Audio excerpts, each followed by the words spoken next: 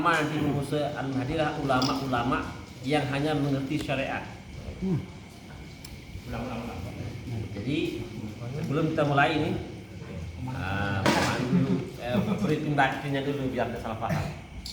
Bismillahirrahmanirrahim. Assalamualaikum warahmatullahi taala wabarakatuh. Jadi majelis kita ini majelis kalam robbani yang tidak boleh keluar dibawa ke majelis ini.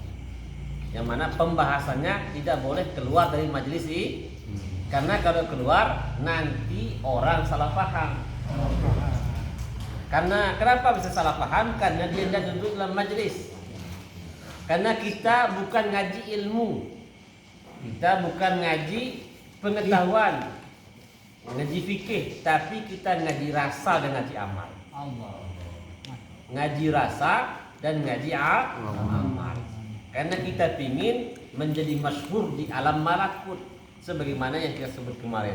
Man ta'allama wa 'amila wa 'allama wa huwa yud'a fi 'alamin malakut wa huwa 'azimun aw kama qala sallallahu alaihi hadis qudsi. Barang siapa yang beramal, kemudian barang siapa yang belajar, kemudian ilmu yang dia dapat dibuktikan dengan amal. Amal ini baik amal zahir maupun amal batin. Karena kalau orang yang berucap saja tanpa dibukti dengan amal, namanya orang munafik. Ulang. Orang yang berucap tanpa diwujudkan dengan amal, namanya orang munafik.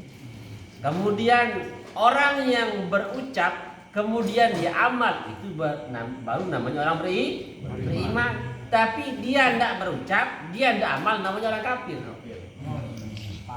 Nah, kira-kira level kita di mana ini? Berucap dan beramal. Jadi orang beriman itu cirinya ucapannya, yakinnya, amalnya sama. Ini berarti orang iman. Yang kedua, pandai berucap, pandai bersilat, pandai berdalil, tapi tidak ada amalnya. Ini orang munafik. Tidak ada ucapannya, tidak ada amalnya, orang kafir. Kira-kira level kita ini yang mana? Buktikan sendiri, jangan tanya orang lain. Nanti cermin pada diri kita. Maka oleh sebab itu, kata ini awalnya wahai orang-orang munafik sebutnya. Ya munafiku, wahai orang-orang yang munafik hanya pandai mengaku iman, pandai mengaku Islam, pandai mengaku hamba Allah, tapi tidak terbukti dengan amalnya. Mengaku Islam tidak sholat, ngaku Islam masih minta upah sama Allah. Ngaku Islam masih pandang derajat di hadapan Allah. Ngaku Islam tetapi tidak wujud amal Islam dalam dirinya. Karena Islam itu aslama yuslimu islaman, pasrah total. Berarti kalau belum pasrah, belum namanya orang belum orang pasrah. Karena kalau orang itu sudah pasrah, dia akan merasa aman. Islam baru aminun. Dia pasrah kepada Allah, baru hidupnya merasa aman. Karena al-iman wal aman baru amin. Iman dulu, nah hidupnya aman, maka amin ijabah semuanya. Nah, iman, aman, amin, satu kata ini.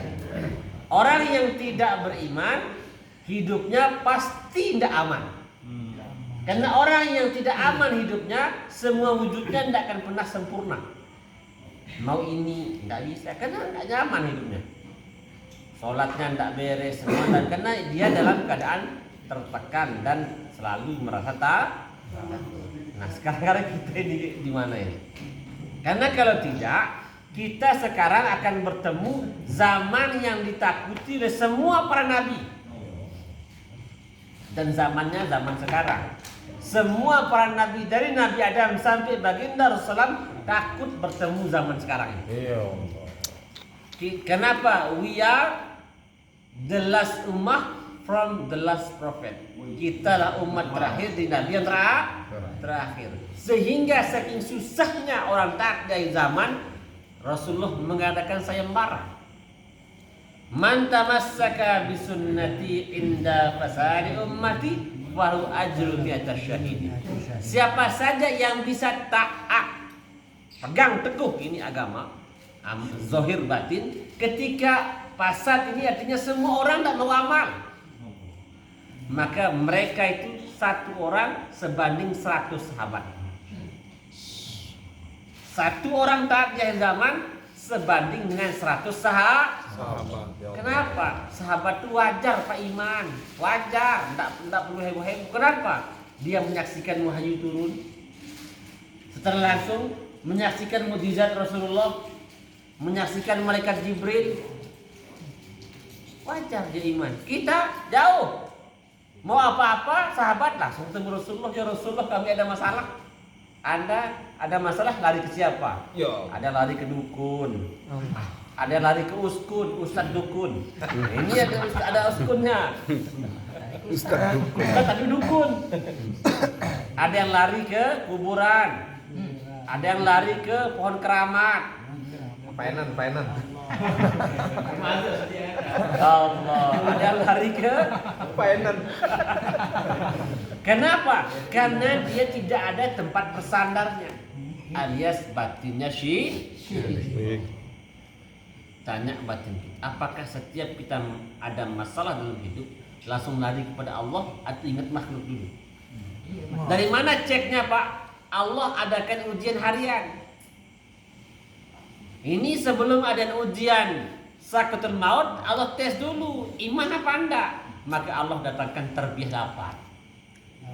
Lapar itu bukan hal biasa Pak. Lapar bukan hal biasa. Karena orang-orang beriman, innallaha la yastahi an yadriba mathalan ma ba'udatan fa ammal ladzina amanu fa ya'lamuna al-haqqu min rabbihim wa ammal ladzina kafaru fa yaquluna madza arada Allah bihadzal mathal yudillu bihi katsira wa yahdi bihi katsira wa ma yudillu bil fasiqin. Allah itu pada segan buat perumpamaan yang ringan-ringan, yang sepele-sepele.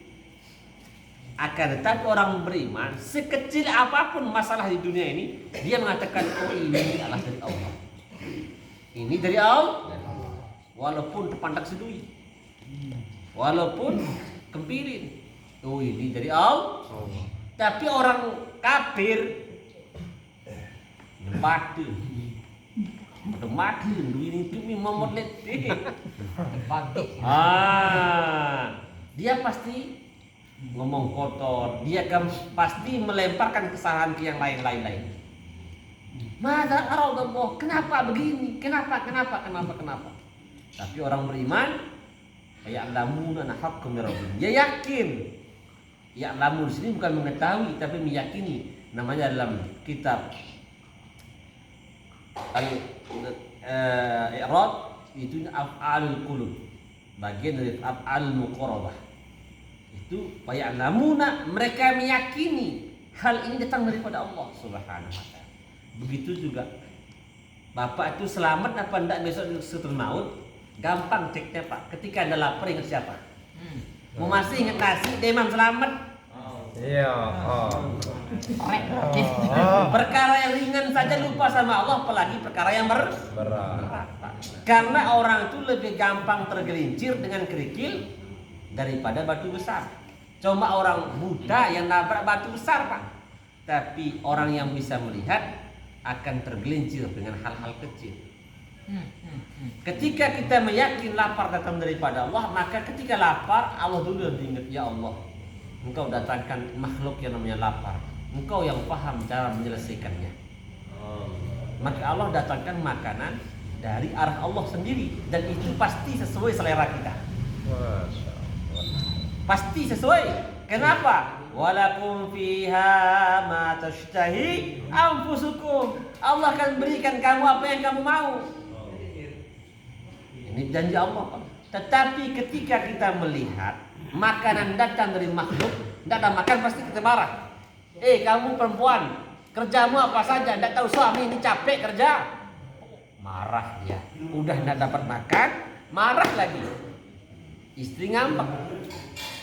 Masak sendiri sana. Tidak tahu saya nyuci, kelahi. Nggak jadi makan, jadi kelahi, lapar tetap, nggak selesai masalah.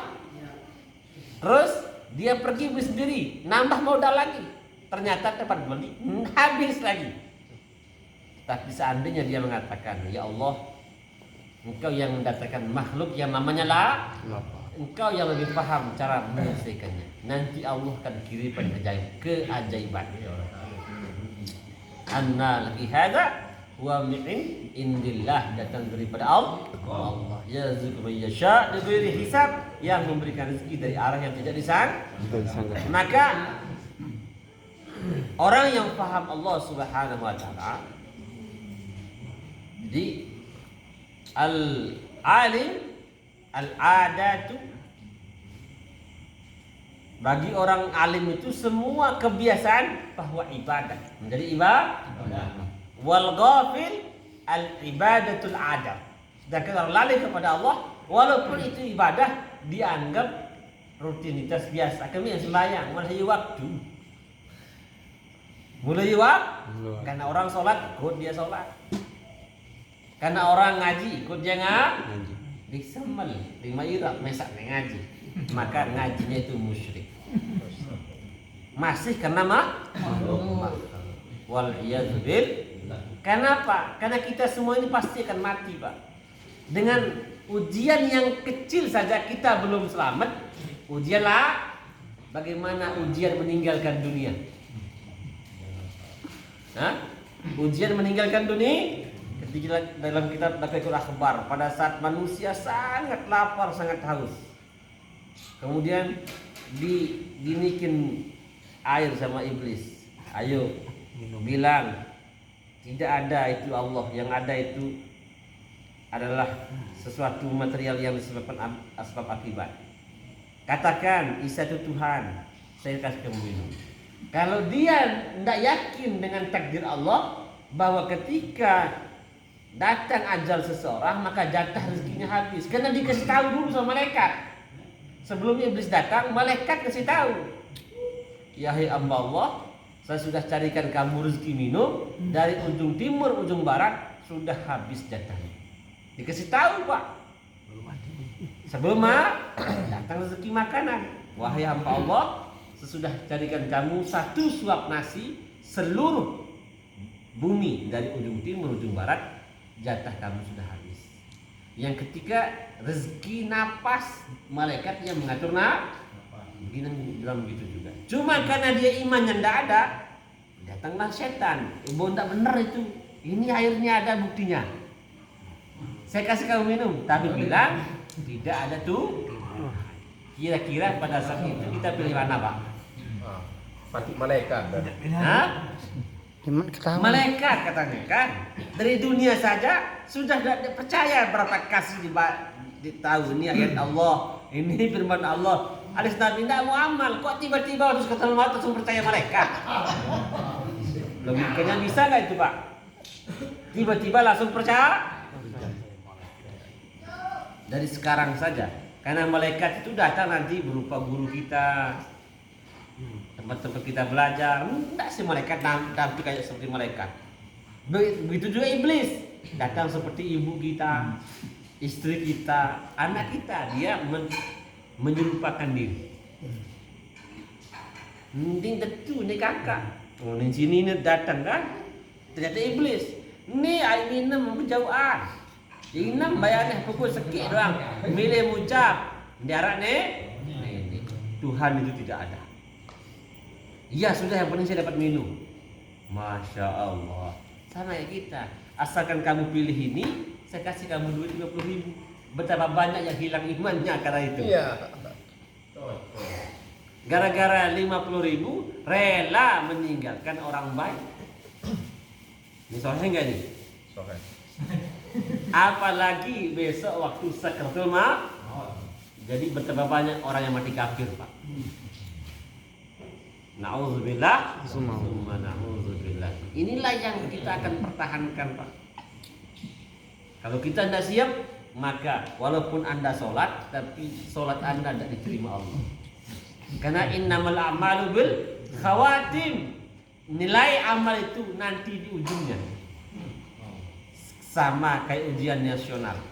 Walaupun Anda dapat juara 1 dari kelas 1 sampai kelas 3 semester pertama, ternyata semester terakhir ujian nasional Anda tidak lulus, blank, nggak dapat ijazah. Ya, betul. Bener apa enggak? Benar.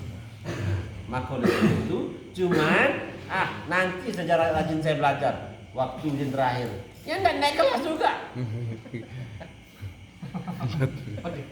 Pantai. Nah, maka oleh sebab itu ketika kita paham, ternyata jatah rezeki saya sudah habis karena saya ngaji dulu. Ini pasti kamu setan. Karena apa yang kamu sampaikan bertentangan dengan ilmu yang saya yakin. Insyaallah. Karena kondisi akhir zaman nih Pak, manusia itu akan mudah terpengaruh dengan sifat-sifat dajjal. Sifat-sifat dajjal dijelaskan oleh Rasulullah SAW. Rambutnya keriting, artinya akalnya banyak.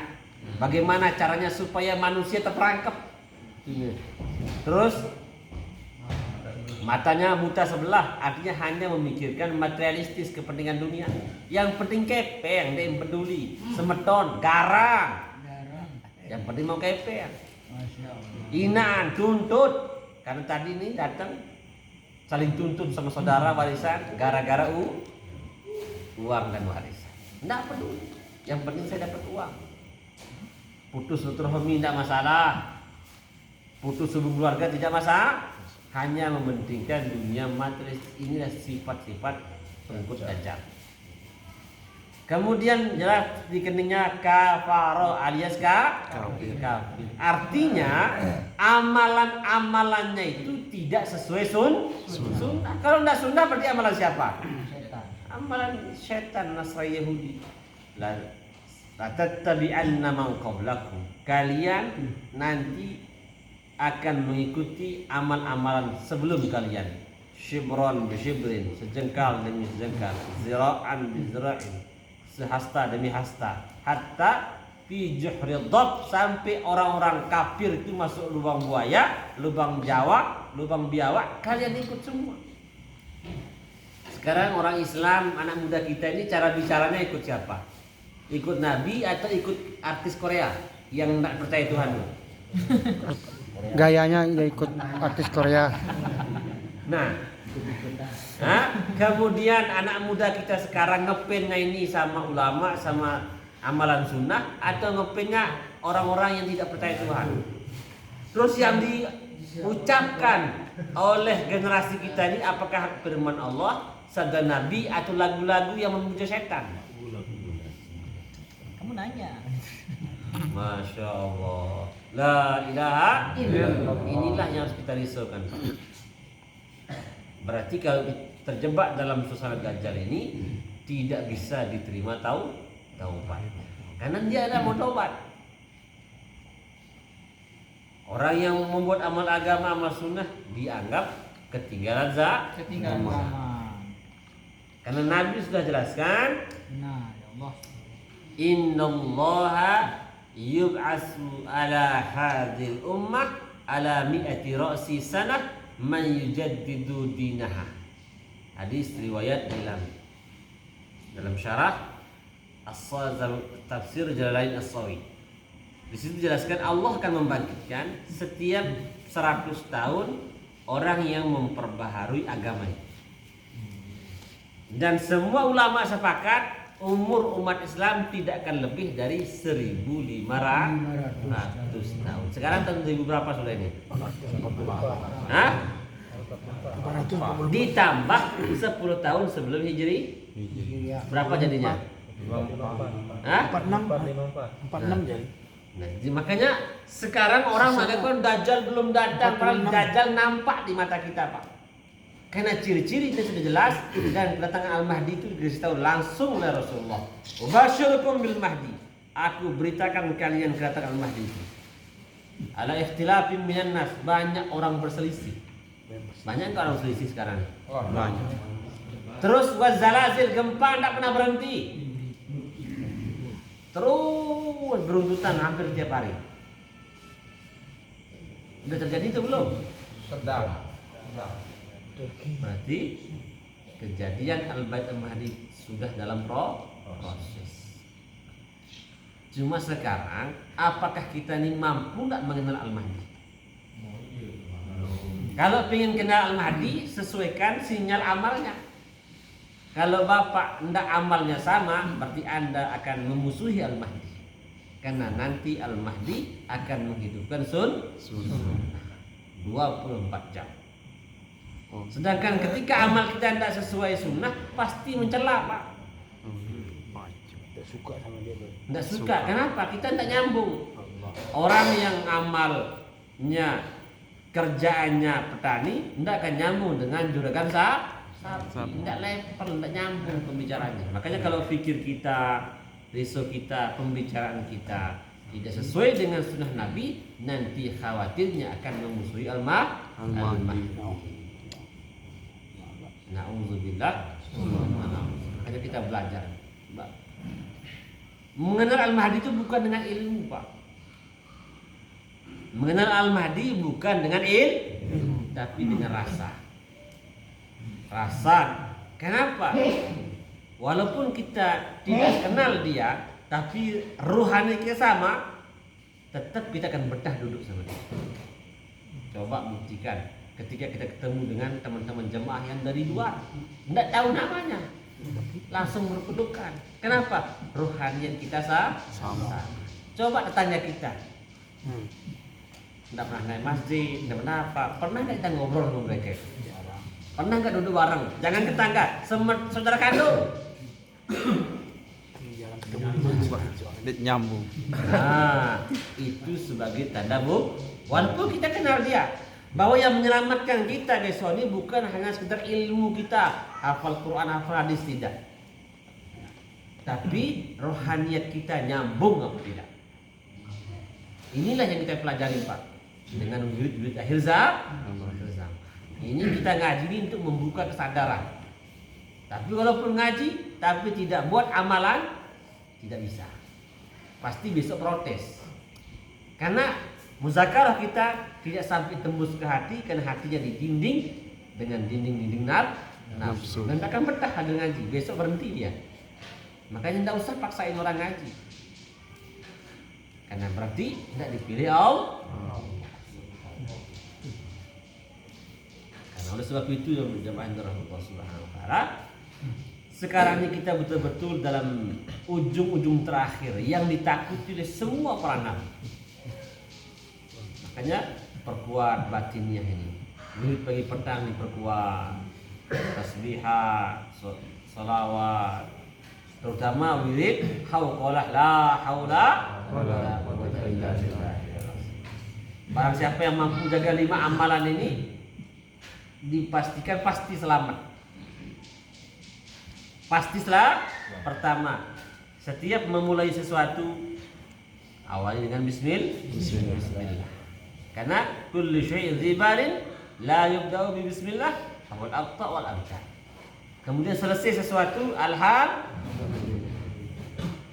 Kemudian melihat sesuatu yang menakjubkan, subhanallah, masya Allah.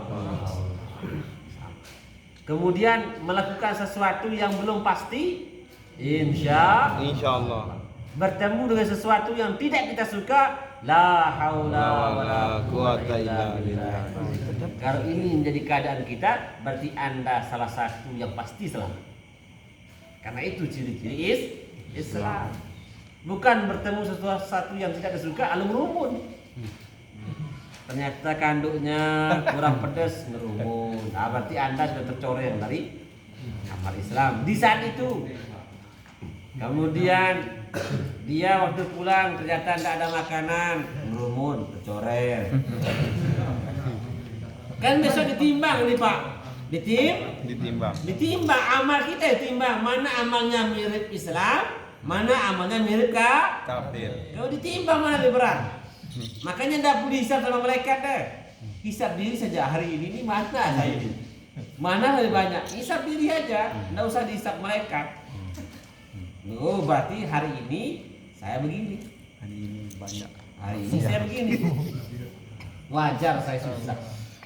Wajar saya gelisah. Ternyata hari ini amal saya itu belum mampu menghancurkan kemaksiatan yang saya buat. Ittabi sayyi'atal hasanata tamhuha min hadis. Iringilah perbuatan buruk itu dengan perbuatan baik supaya terhapus. Karena ketika amalan baik kita buat, maka malaikat mendekat. Karena amalan baik ini seperti minyak mendekat. Ketika malaikat mendekat, maka suasana malaikat. Maka teman-teman kita juga seperti itu. Malaikat semua yang hadir. Maka karakter mereka la ya'sunallaha ma amarahum wa yaf'aluna ma yu'marun. Dia akan cepat taat, cepat akur. Tapi ketika suasana maksiat kita buat, maksiat dibangkai. Yang suka bangkai itu cuma anjing. Maka yang dekat kita ini anjing semua. Mana ciri-cirinya? Aba wastakbara wa kana minal kafirin. Selalu saling debat, selalu saling serang. Ketika sifat anjing itu intahmil alaihi yalhas, intatruk alaihi yalhas. Kalau tidak dapat bagian langsung rekam dia. Lihat temannya dapat, dia pengen rebut. Itu sifat tidak akan pernah tenang melihat saudaranya tenang. Maka oleh sebab itu besok tidak ada manusia masuk neraka. Tidak ada manusia masuk neraka. Jangan sampai kedua-dua manusia teman neraka. Berarti jadi semua manusia wajib masuk surga. Yang masuk neraka itu binatang. Jelas yang paham Ustaz. Manusia yang jiwa. Nah, tidak ada manusia masuk neraka. Yang masuk neraka itu binatang. Nah, ketika wujudnya manusia tapi batinnya bukan manusia, maka berarti hakikatnya dia binatang. Nah, wujud manusia hatinya binatang. Maka ciri-cirinya mana? Tidak pernah tenang melihat orang tenang. Selalu digonggong, selalu diganggu. Terus ada manusia yang sifatnya babi. Mana sifat babi? Pernah permisi babi makan rumput tetangga? Seruduk semuanya. Lurus tabrak. Seruduk semuanya. Mau telur orang, telur sendiri, istri orang, sama saja rasanya. Nah itu namanya maka besok kita dibangkitkan sesuai amal kita.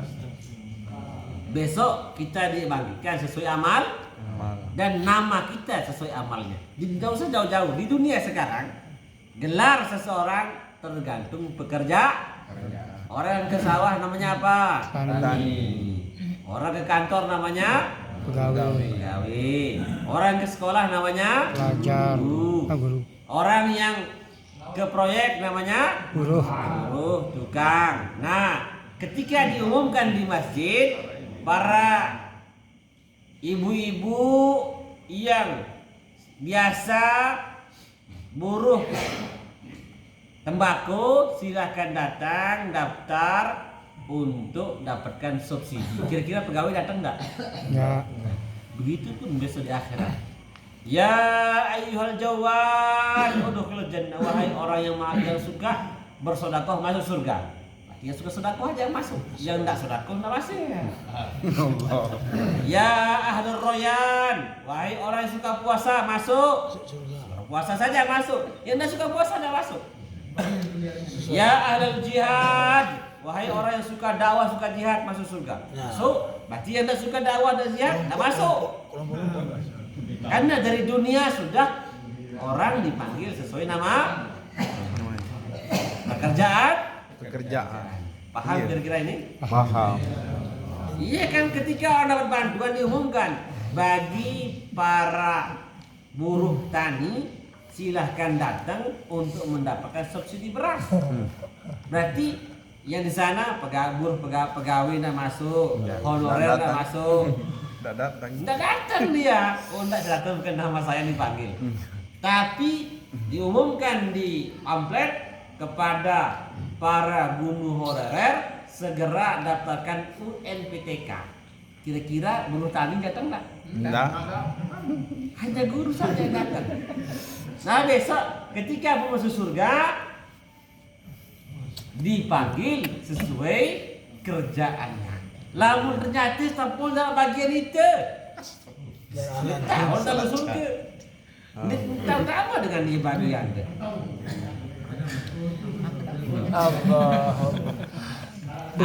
Pintu surga itu cuma 8.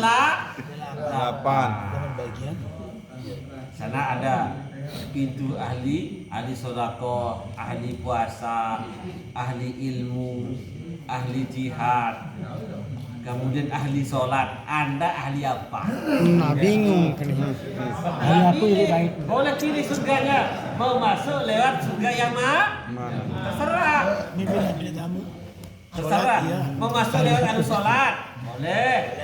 Kencengkan satu amalan. Mau masuk ahli jihad, boleh. Kencengkan satu amalan itu. Mau masuk lewat ahli sedekah, kencengkan. Maka besok tentu ketika dipanggil ada amalan kita yang dominan. Nah, sebagaimana para ibu-ibu PKK, ibu-ibu yang punya anak bayi silakan datang bawa ke posyandu. Lah negara anak menjaga pendek. Kan semua paham Pak. Yang punya anak bayi, begitu pun besok di akhirat diumumkan sesuai pekerjaan. Namun termasuk itu ceket ceramah doang, nituah gawe, ninta utama. Ya mungkin ya yang munafik, para munafik. Anda mengaku bertuhankan Allah lalu dia sadu dia sembah. Kembe, ya saduan, elit janji, Pak pelaksana, Pak tukang, ketimbang janji nenek. Ini yang kebersihan hati Pak, bukan perbanyak ilmu, perbanyak yakin kepada Allah. Kita sembah ini Allah, tapi kenapa kita tidak yakin Allah ini akan penuhi janjinya? Ini yang jadi masalah buat manusia nih, maka cerita karena susah terus susah. Oh neraka lah semua itu susah dia. Siapapun itu mau tukang guru, mau ustaz, oke, oh neraka lah sama situ. Karena itu janji Allah. Farrik ya ibnu Adam, farrik li ibadati amlauka qalban. Ginan. Kemudian wa yadaika rizqan wa amlau yadaika birizqan. Wahai hamba Allah, luangkan waktumu. Bukan tunggu waktu luang. Karena semua kita tidak punya waktu luang, Pak. Benar. Semua sibuk dengan kerja masing-masing. Maka luangkan waktu di zikri untuk ingat amlauka qalbaka ginan. Saya akan letakkan di hatimu rasa kaya. Wa yadaika wa amlau yadaika rizqan. Saya penuhkan tanganmu dengan harta benda. Ini janji Allah dalam diskusi ini. Wala taba'akni, jangan kamu jauh-jauh dari aku. Amlauka qalbaka faqran, nanti saya buat kamu merasa kurang terus. Berarti yang merasa kurang terus ini Pak, berarti ahli neraka. Karena orang merasa kurang, pasti ibadahnya tidak pernah tenang. Tidak akan tenang Pak. Merasa khawatir terus. Nah, ini makanya zaman sekarang ini mayoritas orang stres. Karena mereka jauh daripada ulama-ulama yang paham Allah. Jauh daripada amalan-amalan janji Allah Subhanahu wa taala. Kalau seperti ini, apa gunanya coba kita sholat? Sama aja hidup kita semua orang kafir itu susah. Apa gunanya kita punya Quran? Kita tidak punya jalur hidup, sama stres kayak orang. Berarti Quran itu tidak berlaku untuk Anda. Karena Quran itu hanya berlaku hudan lil muttaqin, petunjuk bagi orang bertakwa. Kalau Anda tidak takwa, Quran itu tidak ada gunanya. Buktinya ayo bisa dibuktikan dengan testimoni. Berapa kali dia baca Quran? Berapa kali dia bertanya mana Quran? Kan tidak pernah. Berarti seolah tidak butuh. Kalau dia tidak butuh, wajar Quran tidak bisa berikan hidayah. Ini kejadian yang terjadi pada mayoritas masyarakat umat sekarang. Maka kita bantu mereka, selamatkan mereka, karena kehidupan dunia ini menggambarkan kehidupan akhirat kita. Senang dunia, senang akhirat.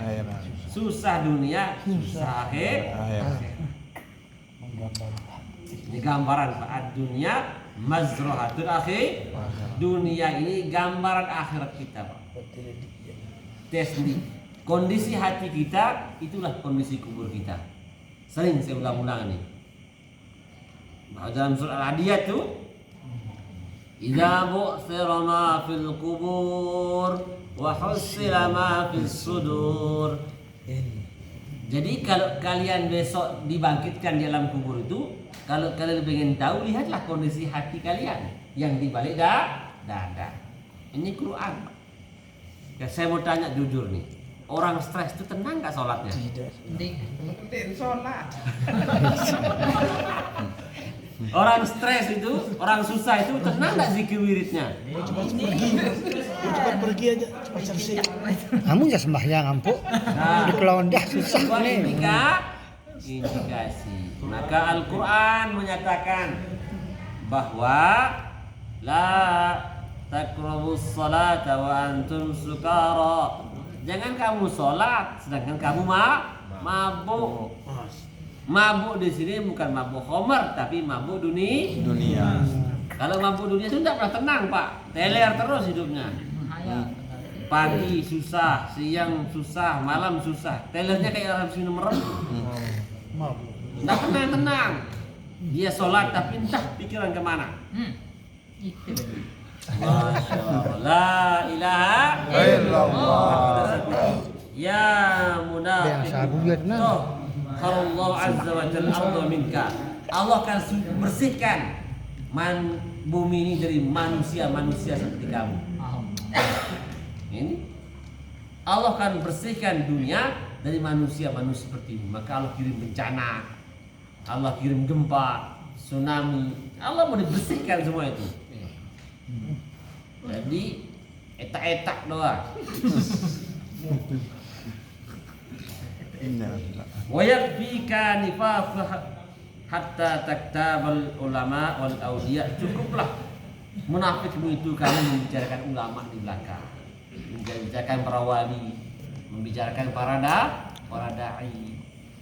Kita menuduh mereka sesat, menuduh mereka pengangguran untuk makan SJ. Ente percaya nggak Allah itu ada? Kenapa menuduh orang sholat itu tidak dapat makan? Ente percaya nggak Allah itu? Itu ya. Masa saya sholat tidak dikasih makan oleh Allah? Berhenti saya sholat. Sedangkan orang kafir tidak pernah sujud dikasih makan oleh Allah. Masa saya yang sholat tidak dikasih makan? Ini memang ekstrim Pak sebutnya. Tapi supaya batin kita ini kaget, pejih. Karena orang lupa itu, kaget kan dia jadi ingat lagi. Petinju. Hah? Ayo kan naik motor kan ngantuk dia, nanti nabrak, kagetin dia. Batinnya ini yang ngantuk nih, tidak sadar, kagetin dia. Berikan tergib-tergib yang keras supaya dia paham. Orang kafir tidak pernah sebut Allah saja. Seumur hidup ini tidak pernah sebut Allah. Allah kasih makanan, Allah kasih rezeki. Masa kita sholat 10 waktu jadi kasih makan? Bukan 5 waktu, Pak, 10 waktu. Sholat duha, sholat qobliyah ba'diyah, sholat hajat, sholat tahajud, istikharah, sholat taubat, tidak kasih makan. Logikanya di mana? La ilaha illallah. Kita bangun keyakinan karena besok kondisi ekonomi itu akan semakin sulit, Pak. Kalau kita tidak bangun keyakinan kita, otomatis kita akan ikut dajjal. Karena ya bi'utina wa bi'amrin minad dunya. Kita akan rela jual keyakinan demi dapat makan. Ini akan terjadi, Pak. Nabi sudah sebut. Karena zaman yang disebut dengan zaman al-bayda itu, fitnatul bayda, fitnatul duhaima, fitnah gelap gulita, Apa gelap gulitanya? Bukan awannya ini yang gelap, batin manusia yang gelap.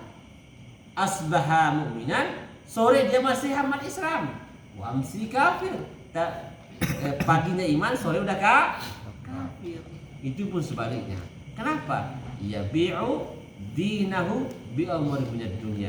Dia rela menjual agamanya hanya untuk kepentingan dunia. Kira-kira kita termasuk apa enggak ini, Pak? Nauzubil.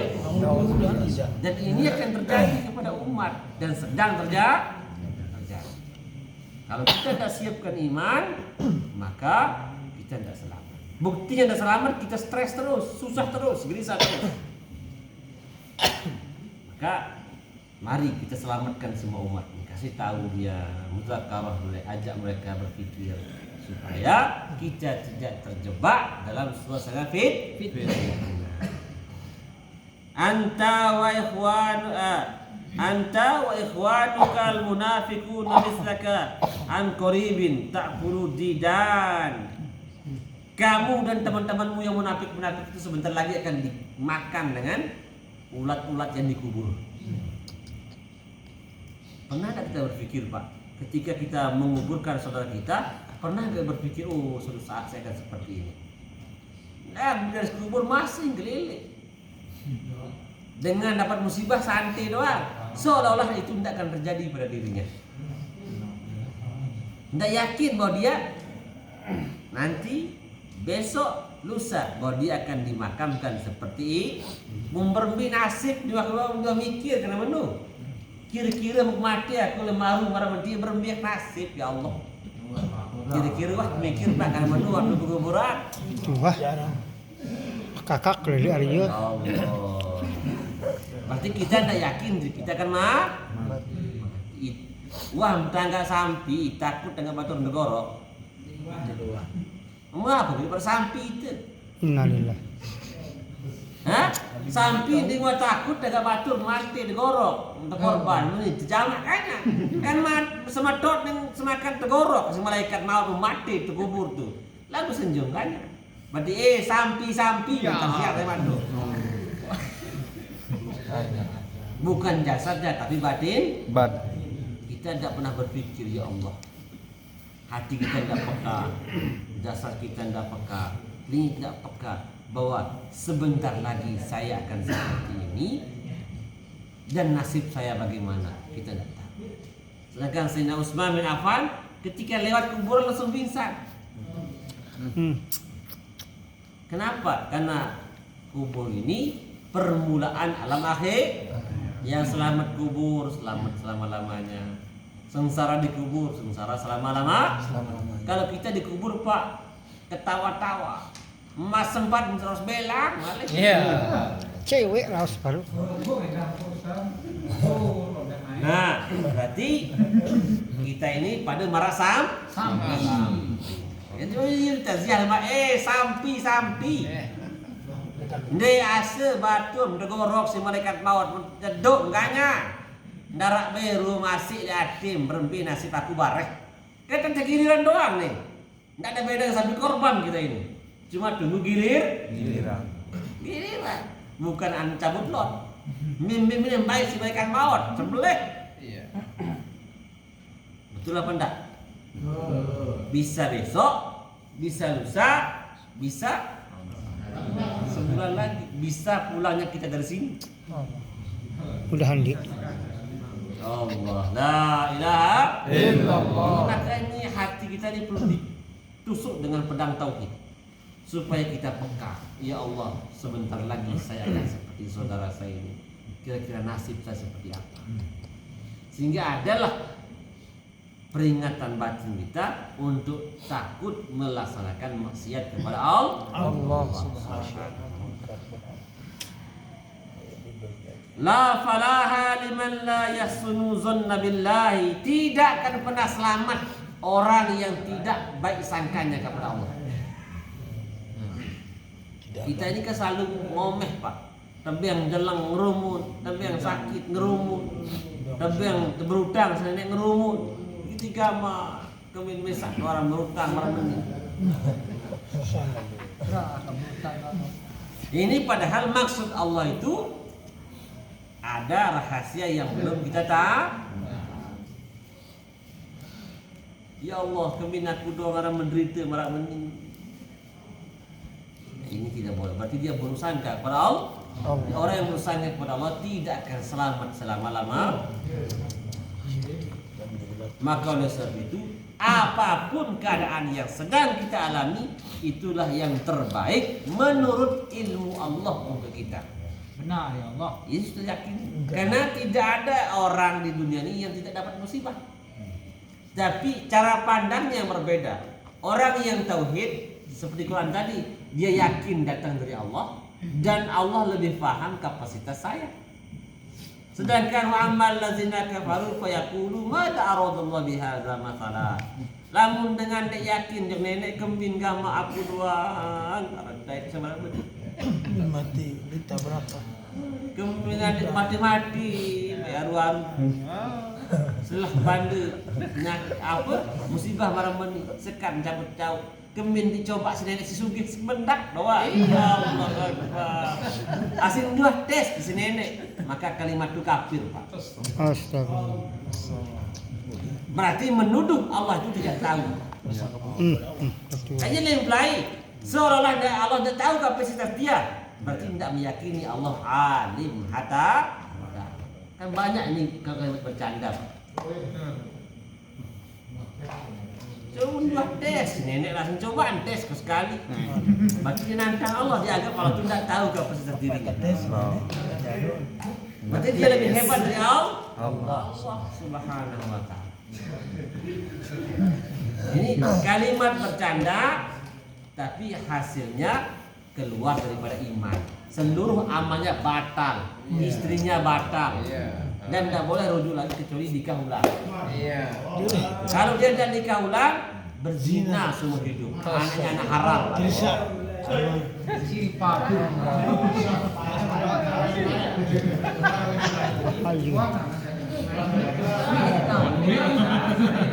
Kenapa? Karena pada saat itu kita menuduh Allah itu tidak ada. Dan dalam sifat 20 itu sifat Allah itu apa? Salah satunya ilmu Allah. Allah mengetahui keadaan dunia, keadaan kapasitas kita, kemampuan kita.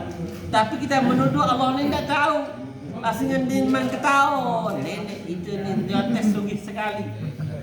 Walaupun kalimatnya bercanda, tetap kafir. Apabillahi wa rasulihi yastazi'un. Apakah kalian dengan Allah dan Rasulnya main-main? La ta'tadiru. Tidak ada maaf bagi kalian. Qad kafartum bima fa'alu. Kalian telah kafir disebabkan apa yang telah kalian buat. Ini firman Allah, bukan main-main.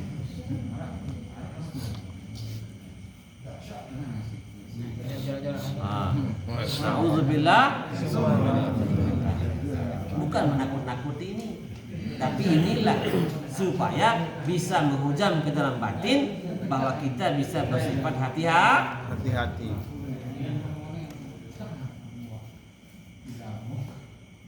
Wa bi ibadis sholihin, dan kalian sering tidak berbaik sangka kepada hamba-hamba Allah yang saleh. Wa tawada'u lahum, dan kalian sering tidak tawaduk kepada orang soleh.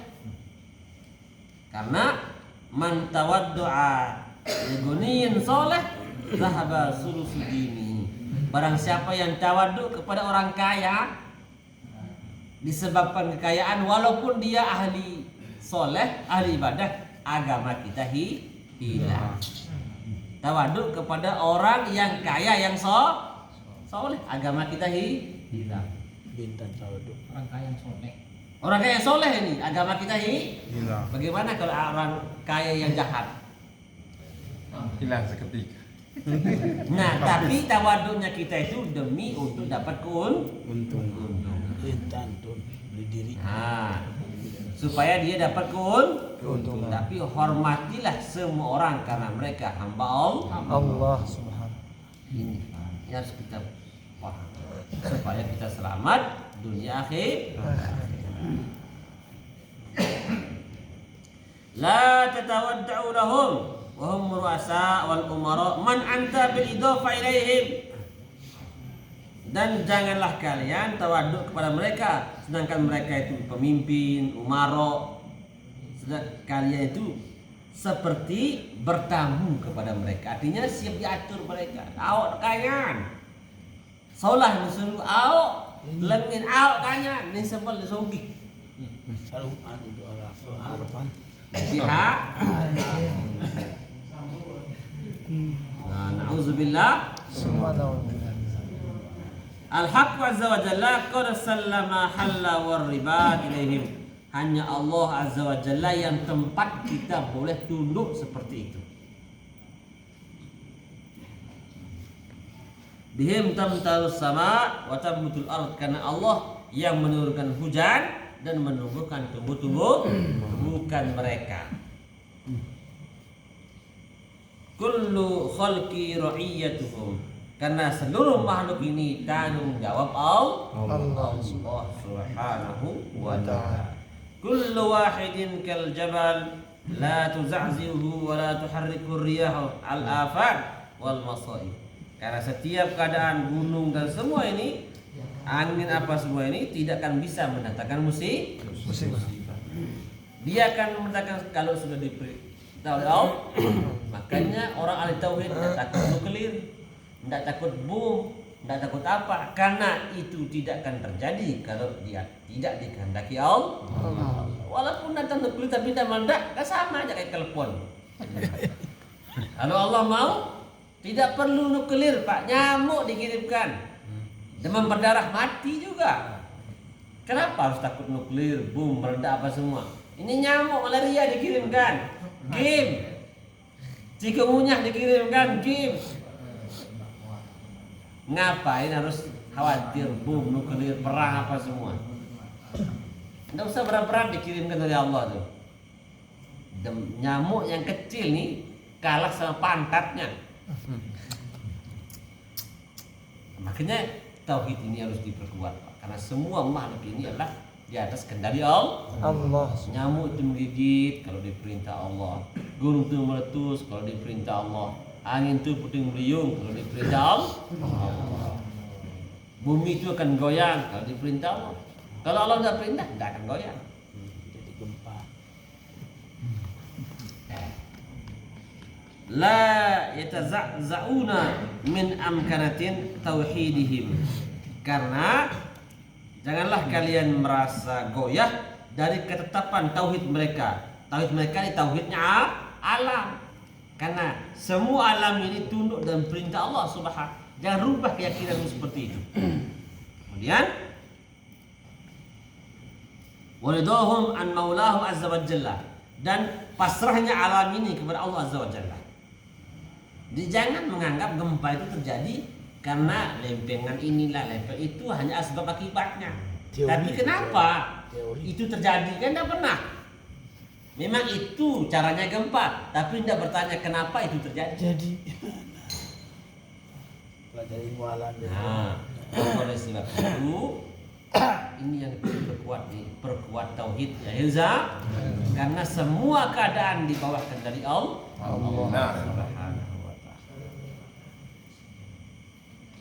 Qalibina li anfusihim wa li ghairihim.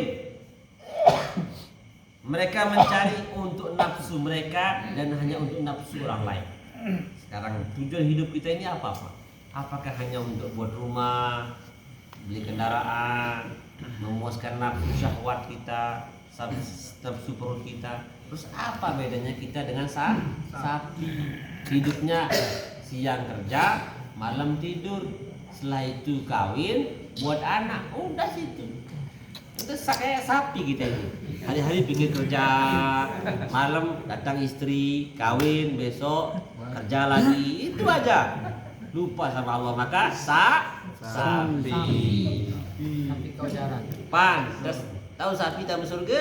Tidak. Maka tahu sapi yang khawatir tak mati batun di kubur?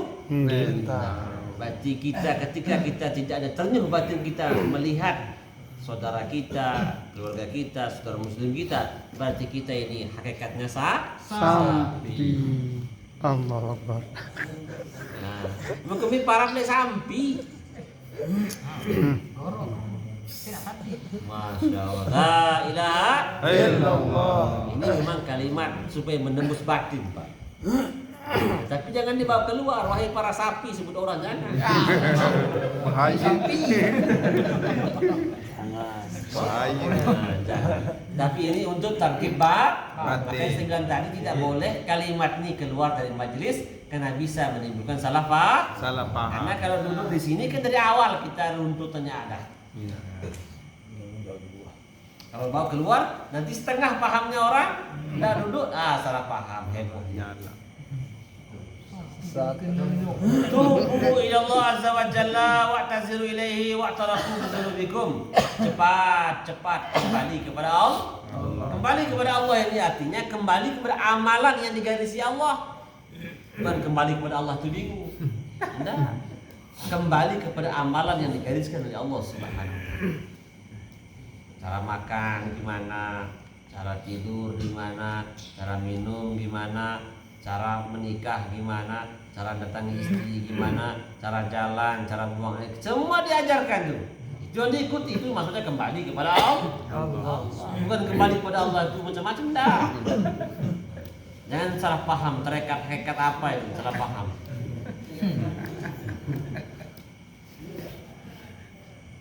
Wa'tarafu bizunubikum, pahamilah dosa-dosa kalian. Pahamilah dosa-dosa artinya karena kesusahan itu disebabkan dosa. Itu yang kita pahami, ya Allah. Salah saya karena meninggalkan sunnah. Minum ternyata tidak pakai tangan kanan, ya Allah. Salah saya, ya Allah. Cepat kita sadar. Insya Allah. Belajar kecil-kecil. Wa bainahu wa bidzunubikum bainakum wa bainahu wa tadarra'u baina yadayhi, dan tadarru'lah di hadapan Allah. Artinya tadarru' ini seluruh jiwa raga kita batin ini tunduk dalam syariat.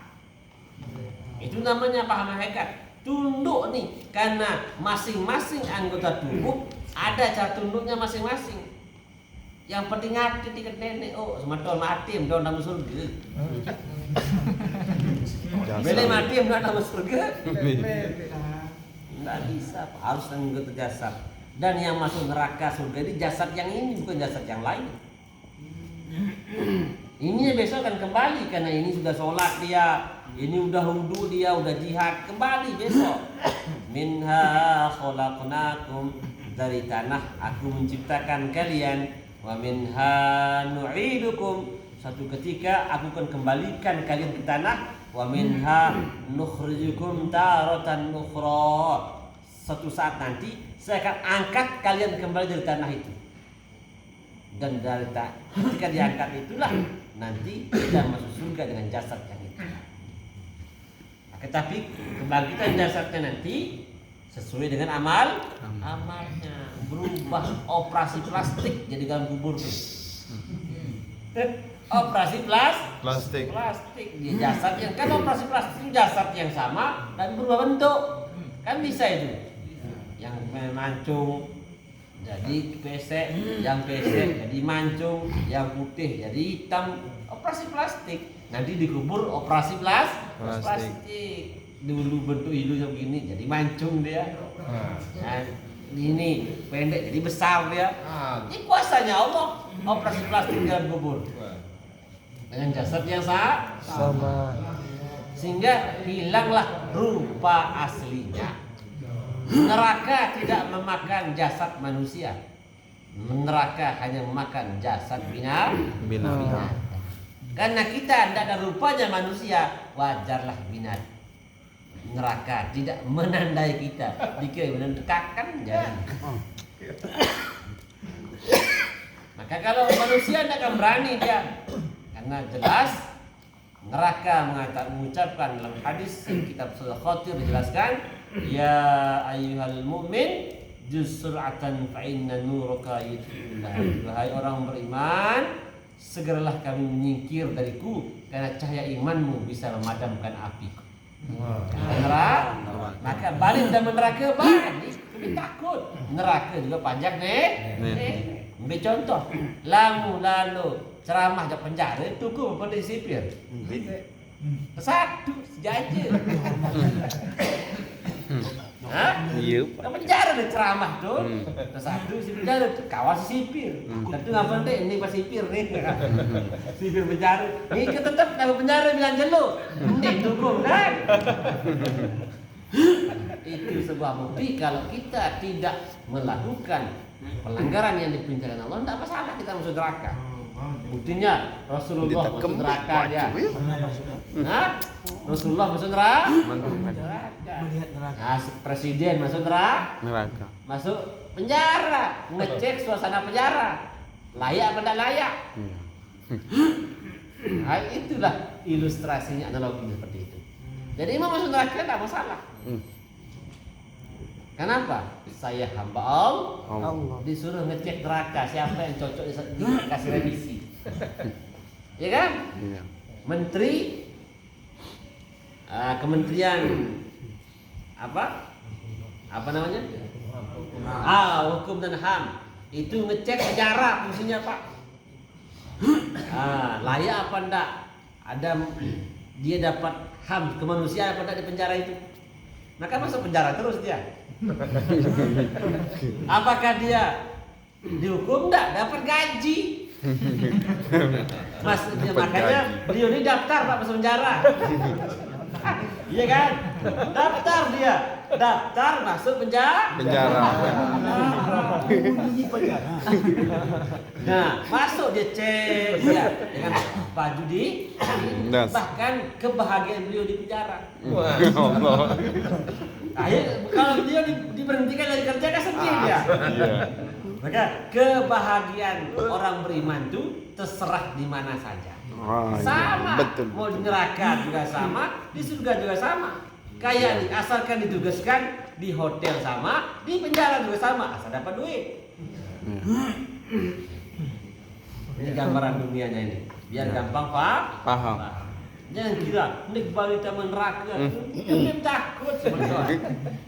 Kamu takut sama penjara, aku bilang jelek penjara kau. Bahkan lama dia tetap penjara sih. Si senine, kamu yang pertama kantor kakak, kamu kurang gaji tahu. Penjara. Allah. Ternyata kebahagiaannya beliau ini seperti kebahagiaan Nabi Ibrahim dalam api. Oh iya. Ya. Dalam api. Kebahagiaan Nabi Ibrahim dalam api. Kebahagiaan beliau dalam penjara. Ini contoh. Kalau orang beriman masuk neraka itu tidak masalah. Karena di neraka tidak akan paling menggigit orang yang ada iman. Quraisy tak berani, malaikat Zabaniyah tak berani, malaikat Malik tak berani, bahkan hormat dia.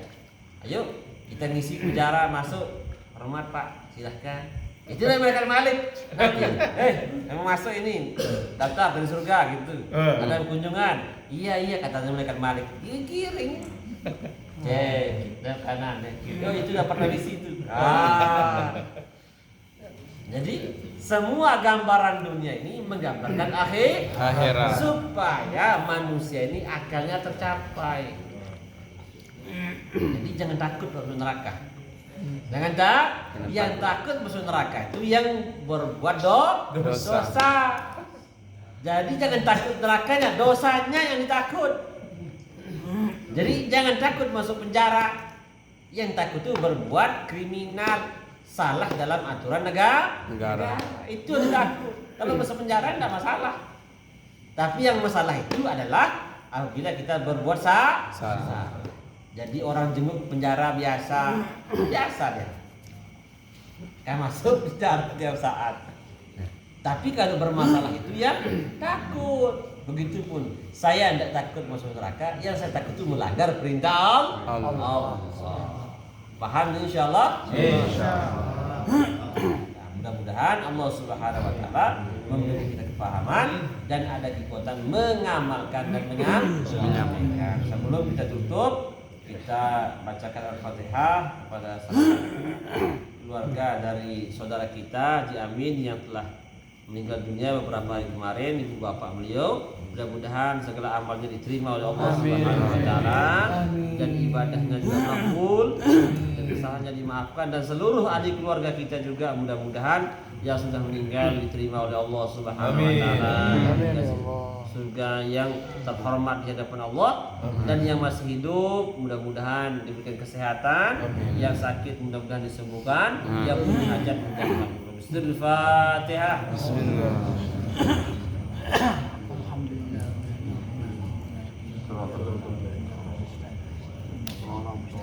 Sekian aku qauli hadza astaghfirullah li wa lakum wa lisa'il muslimin wal muslimat. Wassalamualaikum warahmatullahi wabarakatuh.